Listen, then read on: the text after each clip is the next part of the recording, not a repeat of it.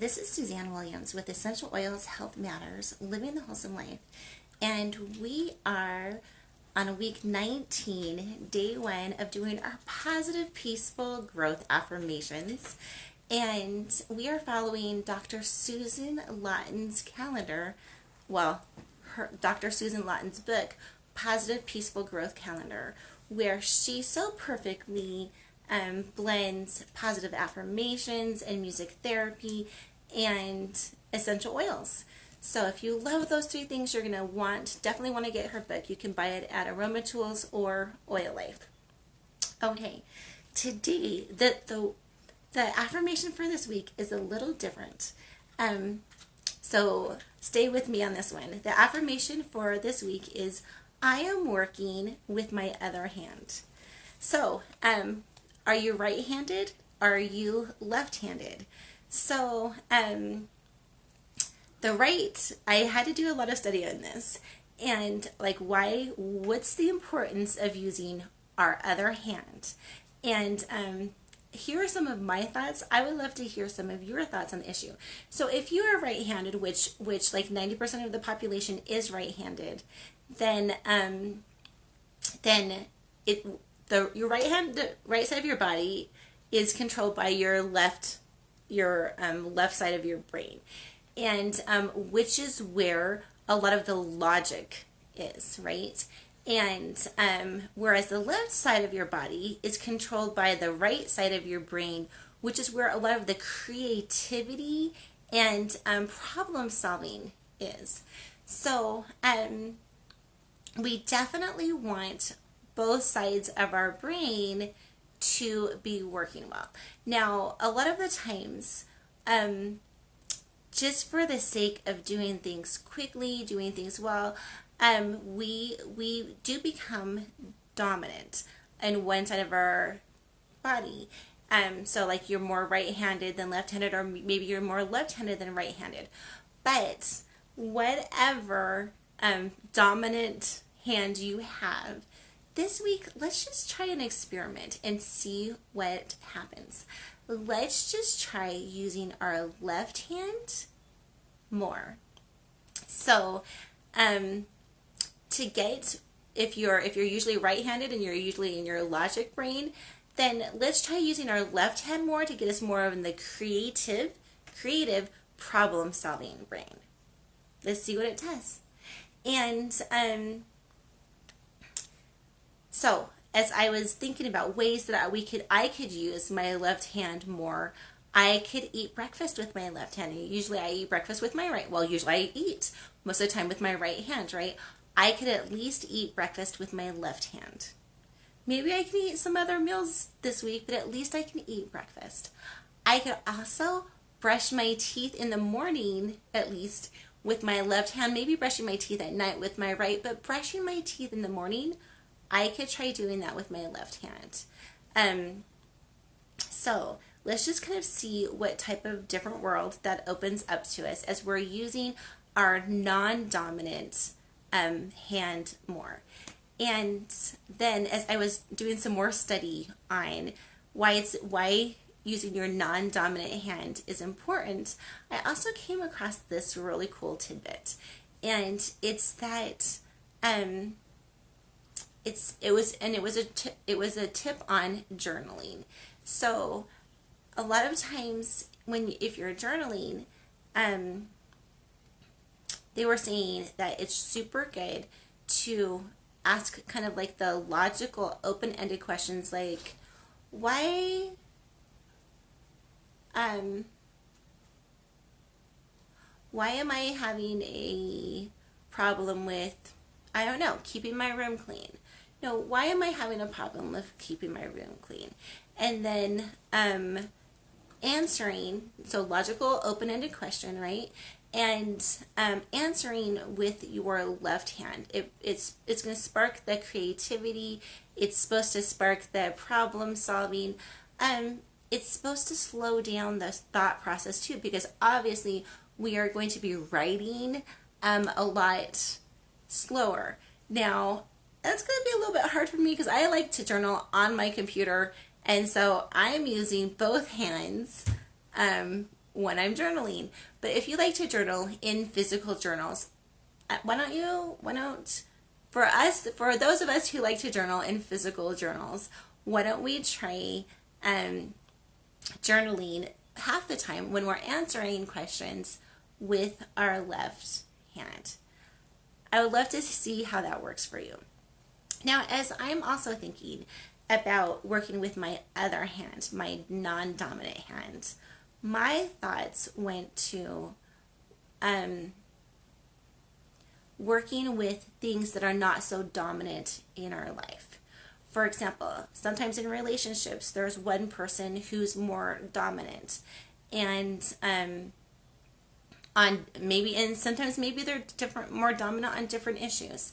And so a lot of times that person will just like problem solve things in a way without really connecting with their partner and saying, hey, what do you think? And what's your ideas on this? And let's really get on the same page. So as we're working as I'm thinking about, well, let me just take the time for this for just a minute. So I went to a class the other day, a fireside, that was taught by this hysterical person. I'll put his a link to one of his talks in my comments. But he was talking a little bit about Adam and Eve, and you know how Satan comes and he tempts Adam to eat the fruit, and of the tree of knowledge of good and evil, right? And Adam basically says no, and then he goes and tempts Eve. And so the scriptures basically seem to say that men have three roles in life, and that's to provide, preside, and protect. And when Adam, this is this other guy's thoughts, okay?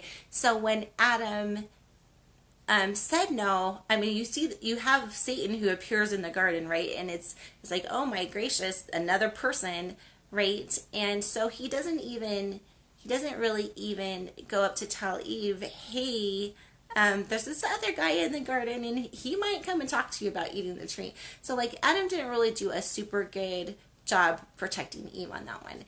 Nor really did Eve when she's faced with the same temptation of eating the fruit. She didn't really go to Adam either and say, hey Adam, what are your thoughts on this? This is looking really good to me. These are why I think it's good and necessary to eat the fruit.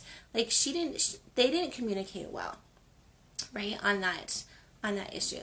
Thankfully, they both loved each other and stayed together and made the same decision. But they didn't really do a really good job on pre-communicating. And so I think that's what's gotten my mind a little bit more rolling toward the thoughts on, let's make sure that we are really being one on the same page, communicating before we're making big decisions. And I know that that's what the scriptures teach, that husband and wife really should be on the same page before making major decisions. But as we're working with our non-dominant hand, let's work maybe with our non-dominant partners in our marriage. And two, let's work with other people that are in non-dominant positions. Maybe you're a boss and you tend to do things top down as opposed to getting a lot of your people's opinions. It takes longer, right? It does take longer. Hey, what do you think? What do you think would be good? Instead of just making decisions yourself. But this week, as we're working with non-dominant things and slowing the process down, so that we have the gifts that everyone can bring to the table. Let's if we're bosses, let's work more with our employees or our subordinates, whatever you want to call them, and let's get more of their ideas so that everyone feels involved in the process and everyone's bringing their gifts to the table. Now, too, if we are parents, let's do a check on ourselves today and say, you know what am I doing for my children for the sake of speed that they really could be doing themselves and bringing their gifts to the table. You know, maybe we're cleaning up our children's rooms for them. You know, yes, they could clean their room, but it's just so much easier if I do it myself. So I'll just wait till they go to school and I'll clean their room, right? Maybe we want our children to be really good cooks, and we want to duplicate nutritious meals and knowing that they can make nutritious meals for themselves. But it's just too time and consuming, and so we put off working with them, teaching them how to cook, because we can do it faster.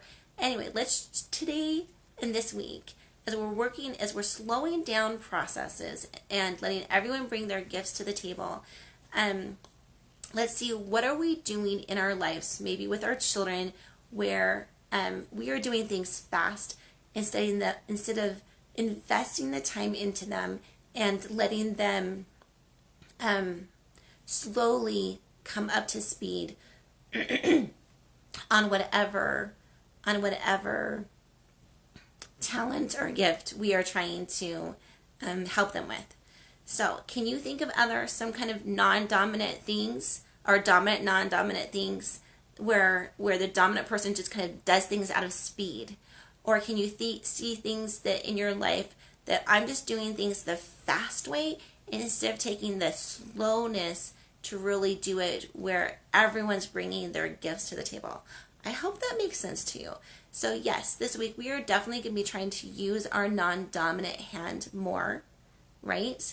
But let's also make sure that we're bringing the other non-dominant things in our life, that we're slowing the process, and that we're including them more. We're getting on the same page. We're slowing life down so that people can bring their gifts to the table, right? Okay, so that's the affirmation for today. Well, this whole entire week is I am working with my other hand. And the affirmation for today is I take my time in using my other hand for tasks. And again, as we think about the affirmation for today, I take my time in using my other hand for tasks. I want us to think of whatever is non-dominant in our life and slowing the process and incorporating their gifts more. Okay? Anyway, so the song that Dr. Susan Lawton is pairing for this affirmation, working with my non-dominant hand, is The Closing of the Year from Toys the Movie. And I listened to that, and it really did not resonate with me. So, you know me, when songs don't resonate me, I always suggest something else. So the song that I'm suggesting for working with your slowing the process down and working with your non-dominant hand, or the non-dominant people in your lives, or the slower people in our lives, right? The song I'm hearing is Pachabel's Canon in D. First, it's one of my favorite songs. I love how just slow it is, how tranquil. You can put it on, I can put it on, and it just seems to bring a sense of peace and a sense of slowness. That slowness has its own benefits. And then too, as I remember playing the piece when I was back in high school and back in college, you would play one kind of theme with your right hand, and then your left hand would kind of pick up that theme, and it would kind of switch from hand to hand as you're going from a very simple piece to a very complex piece too, which is what I think that we can do as we slow life down and we bring in the talents of perhaps people that move slower, bring in the talents of people that perhaps are not as dominant, as forceful and having their opinions be said. It does seem to go from a simple process, right, of maybe just making decisions by yourself, to a more complex process, but to a more beautiful process. So I thought Pachabel's Canon in D would be the perfect song to play as we're working with our other hands, our non-dominant hands, and bringing that into each aspect of our life. Okay, so the affirmation for today, since today is Monday, we're just going to be introducing the oils in our diffuser blend and telling you just like a tidbit of them. It's kind of like a teaser. You're just going to learn a little tiny bit, like the tiniest bit about each of them. On Tuesday, Wednesday, and Thursday, we're going to be diving into the emotional aspects of them. And then Friday, we dive deep into the physical benefits of each of those oils. So if you're interested in learning more about essential oils, definitely you're going to want to how to use them emotionally or physically. You're definitely going to want to be tuning in this week on Tuesday, Wednesday, Thursday for emotional and Friday for the physical benefits of them. Okay, the essential oil blend that we're doing this week is 2 drops of lemon, which is the oil of focus, and it is such an uplifting oil. Every citrus oil is an uplifting oil. Okay, and then 2 drops of geranium. Now, geranium is a new oil, and we haven't really, well, it's not a new oil, it's like a super old oil, essential oil, but it's one that we haven't really discussed before. So I'm super excited to be talking a little bit more on Wednesday emotionally and on Friday physically about geranium. So geranium is the oil of love and trust. If you want more love in your life, if you want to be more loving, if you want more trust in your life and you want to be more trusting, even more trustable, geranium, it's an amazing oil that can help with that. And then lemongrass. And lemongrass is the oil of cleansing. So if you're trying to get your home cleaned, decluttered, if you're trying to get declutter yourself emotionally of maybe some toxic emotions, maybe just some emotions that seem to drag you down, lemongrass. Lemongrass is an essential oil that can really help whether you're trying to cleanse your physical, your environment, or your emotional self. Lemongrass can super help with that. So again, the blend that we're diffusing this week is 2 drops of lemon, the oil of focus, super uplifting oil, 2 drops of geranium, the oil of love and trust. You're going to love what geranium can do. And 2 drops of lemongrass, which is the oil of cleansing, whether it's your physical environment or your emotional environment. I think you're going to really love how that blend smells. So that's our essential oil blend that we're diffusing. The song that we're pairing is Pachabel's Canon in D. And the affirmation for today is, I take my time in using my other hand for tasks. And again, I'm pairing with, let's take our time in slowing the process and bringing everyone's gifts to the table and getting everyone on the same page. And the affirmation for the whole entire week is, I am working with my other hand. Again, non-dominant hand. But I take that as I am working more with my other half. I am working more with anyone that is in not such a dominant decision-making place, or that hasn't kind of stepped up to that in the past. We're slowing the process. We're bringing everyone's gifts to the table. We are not just in our logical brain, right? Our left brain, but we are also going to be in our right brain, in our creative and our problem-solving brain. Slowing the process, bringing everyone's gifts to the table. Okay, this is Suzanne Williams with Essential Oils Health Matters, living the wholesome life, telling you that I know that you and I both have the power. We all have the power to make it a great day. Bye-bye.